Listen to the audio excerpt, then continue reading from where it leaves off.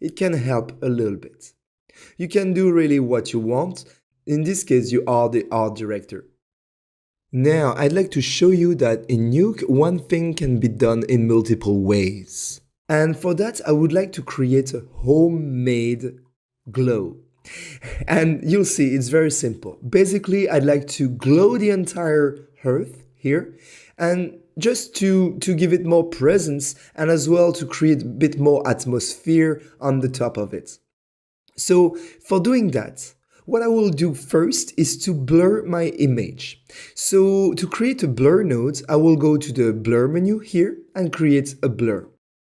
You could have done that as well with the B key, all right? So we'll connect my blur right here, and I will connect my viewer to the blur. And now on my blur, I will just, I don't know, put a value of 30, 32, whatever, okay? And now I will merge that version of my shot blur on the top of my image. So I will create a merge node with the M key. All right, connect the B pipe of my merge here and connect my blur version of my earth in the A pipe. Now let's connect the viewer to the merge. And of course, we are seeing only the blurred version because the merge mode is over here. So we'll come here and set the mode to plus. And here we go. We do have a homemade glow. All right, this is way too much, so I will reduce the mix of my merge. And I will just leave it a little bit, not too much. It's better to compare, to see how it looks like with at least the sky and maybe everything. So we'll connect the viewer at the end of my comp. There we go. And to toggle on and off my blur homemade glow, I will just disable and enable the merge here. And yeah, I think it adds quite a lot. Now, if I want to tweak a little bit that homemade glow, for example, I could add like a blue tint to it to represent a little bit better the atmosphere of the earth. So for that, I will add a color correction node between the blur and the merge. So we'll go to the color correct menu, and I could use the color correct that we used before, but I'd like to show you another node that we used a lot, which is the grade node. So I'll create the grade node. And the grade node is another color correction node that has approximately the same controls and allows you as well to tweak other things. I won't go into details, but this is a node that we are going to use a lot through this entire series, of course. Now, I will just tweak a little bit the gain here and put it a little bit more toward the blue. There we go. And we can toggle with the D key to enable or disable the grade to see how this grade node is affecting the things. And yeah, I think I like it that way. All right, so we now have two kind of glow. The glow that comes in a node like that, and a homemade glow that we just did together. Now let's move on to the next video where we are going to apply a defocus to our image. See you there. In this video, we are going to smooth out a little bit the edge of the earth, as well as applying global defocus to our background. So if you look at the earth right now, you can see that the edge here is very aliased and sharp. And this is not nice for the integration. So I'd like to smooth that out a little bit. And for that, I will use an edge blur. And the edge blur node can be found here into the filter blur menu. And here we do have edge blur. Okay. Now the question is, where am I going to place the edge blur? Well, I could place it at the end of the earth tree, which is all that part, because this is all represents the earth. Yeah, well, let's try that. I will put my edge blur here and now increase the size of it to see what's going on.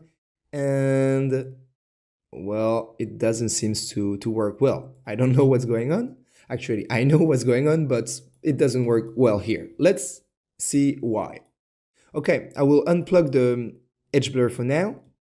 And now, why it doesn't work? Well, because the edge blur is taking in consideration the alpha of my image, and it will detect the edges in the alpha and blur them. For example, if I plug the edge blur right after the earth here, and I look at it, I can see that the edge blur is working properly. All right, so if we place it there, it doesn't work because we have here a smooth alpha coming out of the atmosphere, as well as a smoother alpha coming out of the homemade glow that we've done. So definitely, if we want to smooth out that hard edge that we have here and here and here, we will place that edge blur after those guys, but before those smooth guys here. All right, so we'll disconnect the edge blur and place it here. And now let's see what's going on. Well, it seems that we still have a problem. Well, I told you that the edge blur is using the alpha of the image. And here our alpha was good, it was working fine. And the problem here is coming from that merge, where we are merging the RGB of the earth light, but we are as well plusing the alpha channel. And if I connect my viewer here and I hover my mouse of the alpha here, I can see in the information down there that the alpha is 2. And this is not good. An alpha channel always needs to be between 0 and 1. When the alpha is above 1, you will start having problems when merging layers. So we need to correct that. And the simple thing to correct it is to come to your merge node and to say, okay, you are going to take in consideration the RGBA of everything, but I want you only to mix the RGB. So in the output of my merge node, I will say RGB. And this is a bit confusing because even if you say RGB, it will mean that it will merge everything, but it will just take the alpha channel of the B input of your merge. Okay, now if I hover my mouse on the viewer, you can see that my alpha is 1. I could have the same problem with that merge here, but as you can see here, my Earth Clouds layer doesn't have an alpha channel, so it won't add anything on the top of the previous alpha channel. So I don't need to modify anything on my merge 4. But if I wanted to be sure as well, I could come here and set my outputs to RGB. Now let's go back to my edge blur, and I will shift back to the RGB color with the A key. And as you can see, it works. Perfect. Let's put a value of 6. I don't know. I think it could be good. And in order to judge the effect, let's plug our viewer at the end of our comp. And let's toggle that edge blur on and off to see the difference. And yeah, I think it's pretty cool. All right, now let's add a defocus to our background. Well, now it's a little bit easier because we're gonna apply the defocus overall. Now, we could have alpha issues as well. So let's see how the alpha is looking like after the merge one. So we'll plug my viewer after the merge one, and I will toggle to the alpha channel with the A key while my mouse is on the top of the viewer. And I can see that I have a kind of weird alpha as well, right? So this is like above 1, and this is a little bit weird. So I don't know what's going on, but what I want to make sure is that my alpha is correct before applying another effect on it. So what I can do here is to use a shuffle node that will help me. So the same shuffle node that we use here, but you will see. Okay, so I will create a shuffle node with the tab key and by looking for the shuffle, and I will place it after my merge here. And now I will check my shuffle, and I don't want to touch anything. Basically, I want the shuffle node to output whatever it inputs, so from RGBA to RGBA, but I just like to set that here. All my alpha is going to be 1, is going to be white.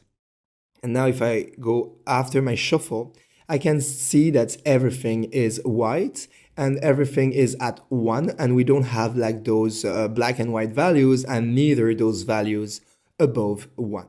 So it's perfect. Okay, I will toggle back to the RGB with the A key and I will now create my defocus. So same, the defocus live in the filter blur menu here and right here defocus. Okay? And I will plug that defocus after my shuffle and my viewer to it. And let's see. So I'll zoom in and I can see that here it's defocus. If I toggle on and off, I can see the difference. One more time, in order to judge properly, I need to connect my viewer at the end of my comp. There we go. And now I can go back here and toggle on and off to see the difference. And I think it's pretty good. You can increase it as much as you want, but I think that we just need a teeny bit, maybe like 1.5 in our case is enough. So I think that there's two things that important to remember in this clip, that you have different kind of blur that you can use, like the defocus, the edge blur, and we used as well the blur previously. But as well, it's important to realize that most of the blur nodes are driven by the alpha channel. So it's important when creating a blur node to be careful of how is my alpha channel? Is everything is correct? All right, cool, perfect. Now let's move on to the next clip where we are going to create a rotor shape to create a vignette to darken one side of the earth. See you there. In this clip, we are going to draw a shape on our image in order to darken only a part of the earth. In our case, the left part. And for doing that, I will use a rotor node. The rotor node can be found in the draw menu up there and here, rotor. You can as well use the O shortcut. Okay, when I create the rotor node, you can see that there is new menus popping up on my viewer.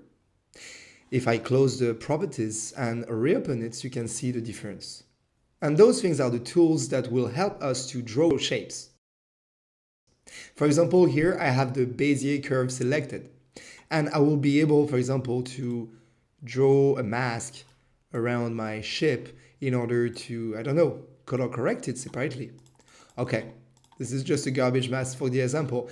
And we don't need that, of course, because we have the ship on a separate layer, but this is just for the example.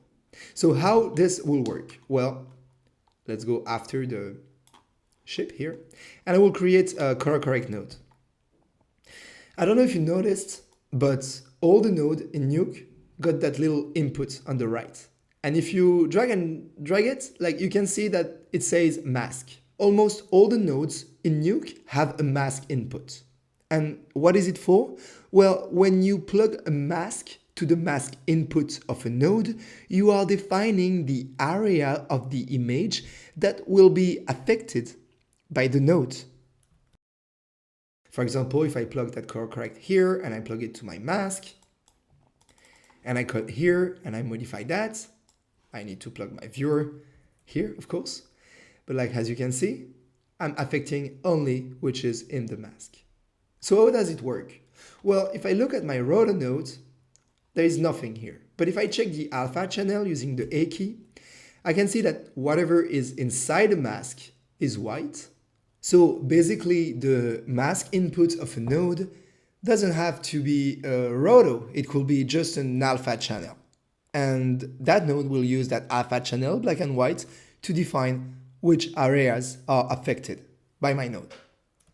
All right, now let's do what we actually want to do. So I'll delete that thing and I will come here right after my defocus.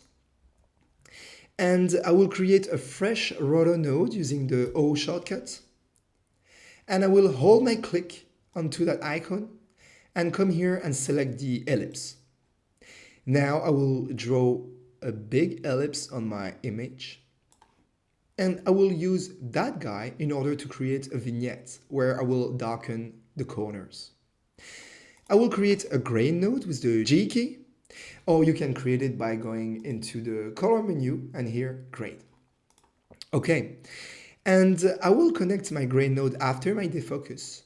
And I will plug my mask input to the roto that I just created. Now, if I come into my grade and gain down my image, of course I need to plug my viewer after my grade. All right, now I can see what I'm doing. So if I'm gaining down my image, I can see that whatever is inside my mask will be affected and outside, no. Well, in my case, I like the opposite. So how can I do? Well, if you check in your grade node, and that will be the same thing for any nodes, you will have the mask here that says, okay, out of my mask, I will check the alpha channel. And what I can do here, I could invert it. If I take that guy, I invert my mask, and perfect. Now, it's great, but it doesn't look good. And I like to smooth out that mask. So what I can do is by holding down the Control key or Command key on Mac, I can select a point and drag and drop it to create a feather. Then I will have something more smooth. And I can adjust that guy. So now if I want to adjust that guy, it will move everything. It will move the feather as well. But if I just like to reduce the feather by adjusting the other points, I will have as well to maintain the Control or Command key down to change a little bit how it is. And perfect. And now I'm creating that mask how I want. Maybe I will feather it here as well a little bit. And maybe more like that. And maybe more like that. Because I actually don't want to darken the top here and neither the bottom. I'm not really creating a vignette, right? I'm just creating a mask here to darken that part of the earth. So same, I don't want to affect the stars. So I will just make my shape a little bit bigger here. Okay, cool. Maybe a little bit more like that. And I can see my image without the rotor shape. I could close the properties, but if I want to see my image without the rotor shape, and having the properties open, I can use the Q key to toggle on and off the overlay as we see it earlier in the previous chapters. And now I have a better view of what's going on. So maybe I could darken down a little bit more. And as I darken down, I realize that this mask, even with the feather, is still a bit sharp.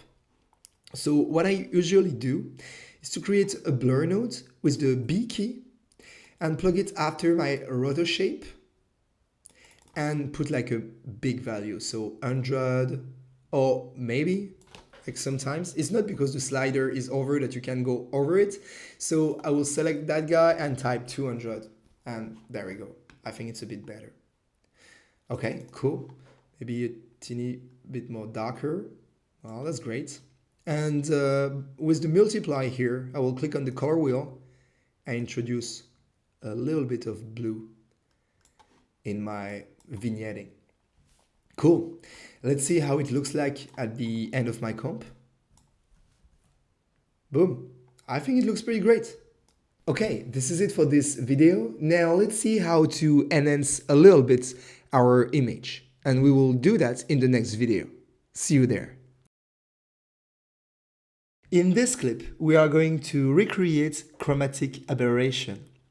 So, chromatic aberration, what it is? Well, let's see a picture, a real picture I took the other day. Well, chromatic aberration is that thing that will occur quite often on the border of your image when you obtain that kind of fringing. So you will have those small details and around you will get a little bit of the magenta shape or yellow. So depending of your lens, your camera, it may change, being like more or less visible, or the color may change a little bit as well. But basically it's a failure of the lens to superpose properly the colors due to the shape, the spherical shape of the lens. And if you toggle between the red, green and blue channels of your image, you can see that it's almost like my branches here were moving.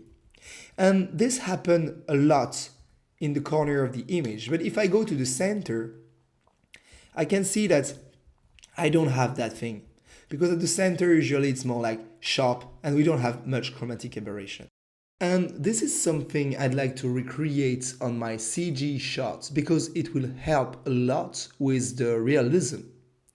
So depending on the movie you will work on or which company you will work for, you may have very complicated tools, some special nodes to recreate exactly the same camera aberration as the camera who shot the movie.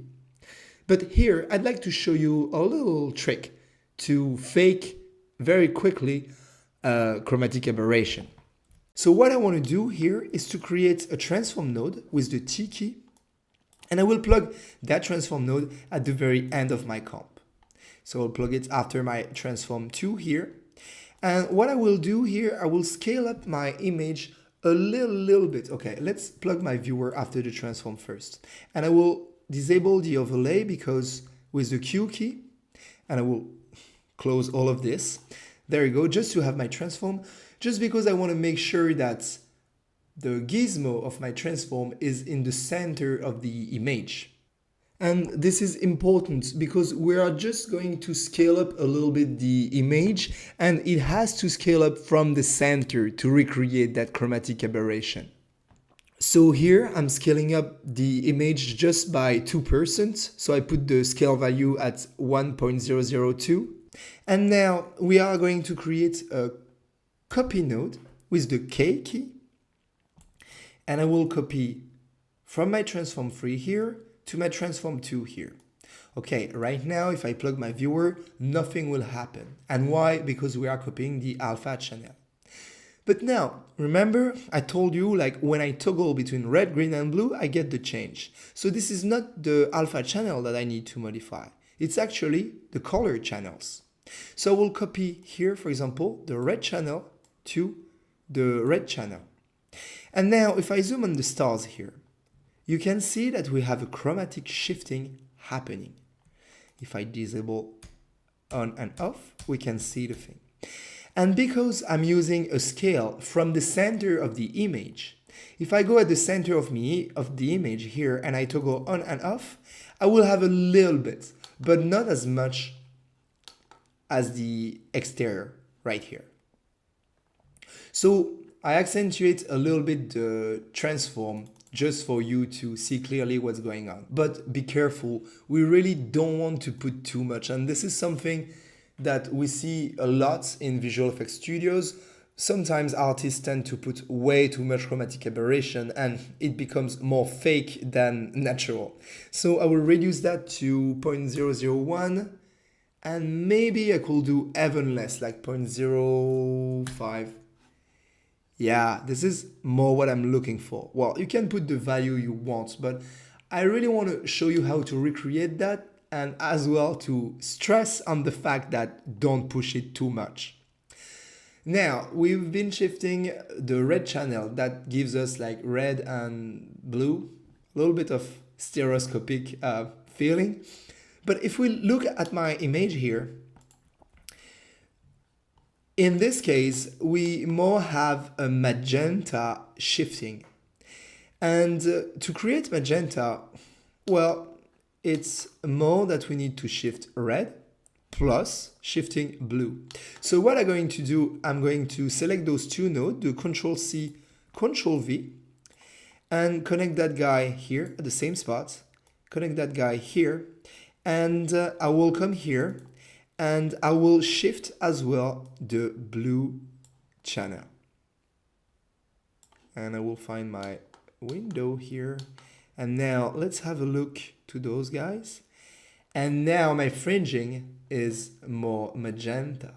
And this is more what I want.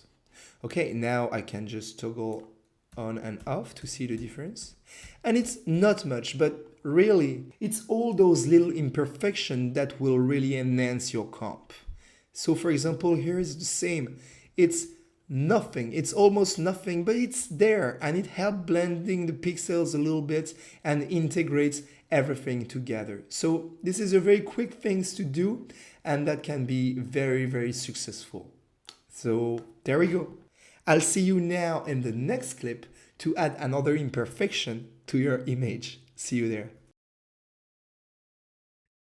In this video, we are going to add another imperfection to our image, and this is the grain. And you'll see it's going to be very simple. In our case, we are going to go in the Draw menu and select the grain here.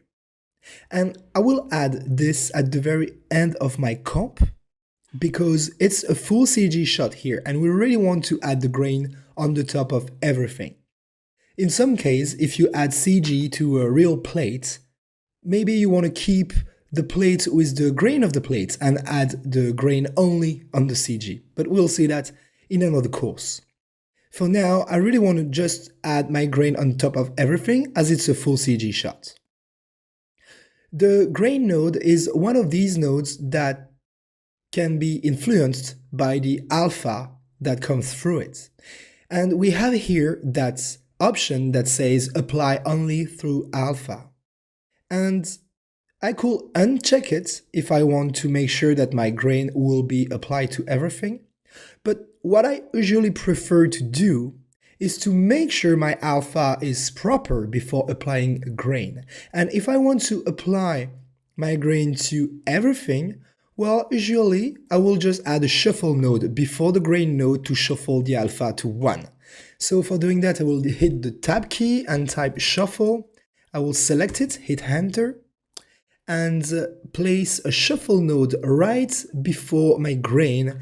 And I will set that shuffle to RGB stay the same, but I want the alpha to be totally white. Then I will be sure that my alpha is correct and my grain will be applied everywhere. So of course, with that option checked off, it's fine as well. It's just a method that I really like to use because it gives me extra security. And sometimes when you work fast and you have a lot of shot to do, it's better to have an extra security like that. Okay, perfect. Now, my grain is a little bit too much here. So let's see how we could tweak it. So we'll double click on the grain node to open the properties. And here I will be able to adjust a little bit of everything. But first, I do have here some presets that I can use. And you can try different presets to see if one of them is fitting your needs. So for example, I really like that guy here because it's very thin. And I'm not saying that I'm gonna keep it like that, but it's better to start tweaking your grain node from a base that's more or less what you want to achieve, that's from something which is totally different. So here, I think it's fine, but maybe I'd like to reduce a little bit the size of the grain blue and as well as the green. And the irregularity is nice, but you can just tune it down a little bit as well. But mainly what I want to change is the intensity. There is too much. So I just want to reduce the intensity of the red and the green and the blue as well, because as you can see, it's over the top here, over the one. And there we go. And I just want to have a very subtle grain here that's just gonna make our image look a little bit more sharp and realistic. All right, I think this is it for now. And I will now meet you in the next video to output this shot to the hard drive. See you there. In this video, I will render the shot to my hard drive. Yeah, it means it's almost done. Well, I don't know. Let's render the shot and see if everything is correct. This is a thing in Nuke.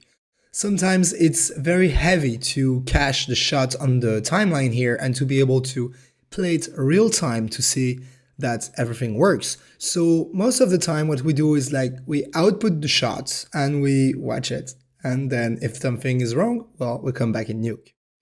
But before outputting it, like I noticed between those two clips, between the previous video and this one, that I think that my defocus for the background is a little bit too much. So I will come back to my defocus node here and reduce it a little bit, maybe to 0.5. I think it's better if it's a bit sharper. All right, that's it. I'll close the defocus for now. And now I will go into the image folder here in the image menu, and create a write node. And the write node as well as the W shortcut. That's a shortcut that we use a lot. Okay, I created a write node. So what is the write node? Well, the write node will allow us to write images or video on hard drive. So basically, this is the node that will help us to render our shots. So whatever you will put inside the write node will be rendered. For example, if I put the input of the write node here at the end of my comp and I put my viewer after, I will simply render my entire shot. If you just want to render a specific part of your script, for example, the ship here, I could plug my write node here and I will render only the ship. Okay, in our case, I want to render everything, so we'll plug it here. Okay, cool. Now what's up? I just want to come here and click on render? No. Unfortunately, we have few other stuff to do before being able to render. It's not big, but bear with me. Okay, I want to specify first where I want to render my file. So I can click on that little icon here, file, and now I can navigate where I want to render my images. So I'll come to material, the folder that comes with this course, and I will create a new folder by clicking on that little icon here, and I will call it output, and click on OK. Now I will give a name to my file, and I will call it my first shot in Nuke. That's a long name, but at least we know what it is. And now we need to specify the extension of that file. What file type we want to render. So here I will do .mov. If you on PC and you don't have the QuickTime codecs, maybe you could try to render with AVI, okay? But in my case, I will use MOV and we'll click on save. Now, a few things changed as soon as we clicked on saved. And why? Well, Nuke automatically detects the extension we mentioned here and changed the file type here for MOV. You have a few other file types you could use to render, and if you'd like to choose another one, just notice that by selecting a file type here won't change the extension on the file name here, and you will have to come here and change it manually. Okay? But now I will just use the MOV file type. Now, when you choose a file type, there is options coming with this file type. And here with the MOV, well, you can choose the codec mainly. So you can go ahead and choose the codec you prefer. Like here, I think I will use the ProRes 422 for that case. And here you could choose the frame range. And if you have an audio file that comes with the shot, you could specify it here. Unfortunately, we don't have it. And here, if you know how to tweak your codec, you could do it in the Advanced tab here. But I don't want to touch anything. Now, I will simply come here and click on render. And no, it's not done. We need still to specify the frame range. So sometimes when you click on render, it will come here and set to input. Well, be careful with the input frame range because sometimes it's a little bit messed up. If you imported like recently another video file or image sequence that have a different frame range, it could be the frame range of that last video file. So what I like to do is to set it up to global because the global frame range will go and pick up the frame range that we specified in the project settings at the beginning of the course. So it's a safe way to know that we are rendering the right frame range. However, if you'd like to render a specific frame range, well, you can come here, select custom, and write the frame range that you'd like to render. Okay, I will go back to global, make sure that my frame range is correct from 1001 to 1090. Okay, cool. And I will click now on OK. And the shot will render. And I will cut the video and meet you when it's done to see the final result. See you there. Okay, so now I can have a look to my render. All right. I think it looks pretty good. It looks pretty great for a shot that we made in less than 2 hours. Of course, there are some areas that could be refined, such as the clouds right here that I think are not white enough, a little bit too gray, right? So we could boost them up. And I don't know, some areas of the earth here that are a bit too bright. But, well, it's your turn now, and you can do whatever you'd like. You are the art director. So, as a homework, I will encourage you to try to analyze small chunks of your favorite VFX movies, just to get more aware of what's going on, and especially on some aspects of imperfections. For example, the grain, the lens flare, the chromatic aberrations.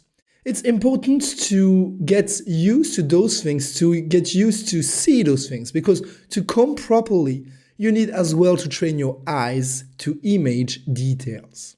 Okay, regarding our shot here, as well we could introduce a bit more of camera float movements and camera shake, especially when the ship is entering on screen.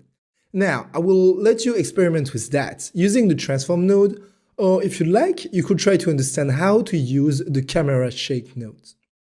Now, this leads me to an important point in Nuke. Now that you know the logic of the nodal compositing, it all comes down to understand how nodes are working. Well, Nuke has a very well-made help. If you'd like to know how to use a node, you can click on any question mark in the node properties, and here you will have info regarding that specific node, everything. So I think it's a good thing as well. Try to create a few nodes that you never used before and use them just by searching in the help how to use those nodes. Now, this is the end of that course. And I hope that doing that shot helped you to understand the logic of Nuke, and that now you'll be able to experiment on your own shots. We really only saw the tip of the iceberg here, but we will build up more and more through the series of tutorials. In the next course, you will learn how to use the powerful 3D abilities of Nuke to animate a matte painting. I really hope to see you there. If you have any questions, any concern, you can reach me at florian.girardot@gmail.com or connect with me on LinkedIn. Don't be shy. Also, I encourage you to leave a review for this course. This is important for me to get feedback, to improve, and to make sure I give you what you need. That said, it was a pleasure being with you for this introduction, and I really hope to see you soon for more advanced comping. See you guys!